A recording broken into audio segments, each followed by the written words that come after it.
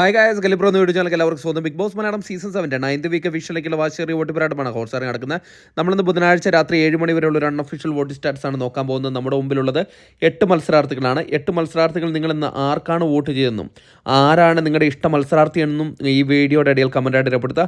അതോടൊപ്പം നിങ്ങളുടെ ഇഷ്ട മത്സരാർത്ഥികൾക്ക് വേണ്ടി നിങ്ങൾ ഹോട്ട്സ്റ്റാറിൽ കയറി തന്നെ വോട്ട് ചെയ്യുക, എന്നാൽ മാത്രമേ ആ മത്സരാർത്ഥി സേവാകത്തുള്ളൂ. അതോടൊപ്പം വരുമണിക്കൂറിലെ കൃത്യമായ അൺഒഫീഷ്യൽ വോട്ട് സ്റ്റാറ്റസുകളും ബിഗ് ബോസ് സംബന്ധമായിട്ടുള്ള എല്ലാ ന്യൂസും അറിയാനായിട്ട് നമ്മുടെ ചാനൽ സന്ദർശിക്കുക.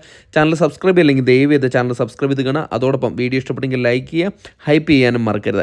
ഇന്ന് 7 മണിയുള്ള വോട്ടിംഗ് റിസൾട്ടിൽ 1ാം പൊസിഷൻ അത് അനുമോൾ തന്നെയാണ് തുടരുന്നത്. അനുമോളിന് ഒരു എതിരാളി ഇല്ല എന്ന് ഉറപ്പിച്ച് പറയുന്ന രീതിയിലുള്ള ഒരു വോട്ടിംഗ് പ്രകടനമാണ് കാഴ്ചവെച്ചിരിക്കുന്നത്.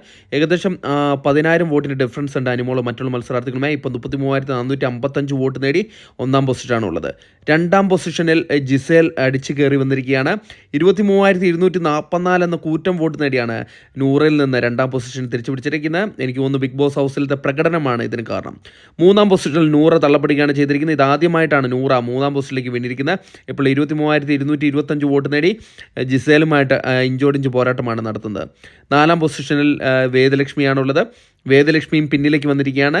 ഇപ്പോൾ 20,877 വോട്ട് നേടിയാണ് 4ാം പൊസിഷനിലേക്ക് വീണുപോയത്. 5ാം പൊസിഷനിൽ ആദില കയറി വന്നിരിക്കുകയാണ്.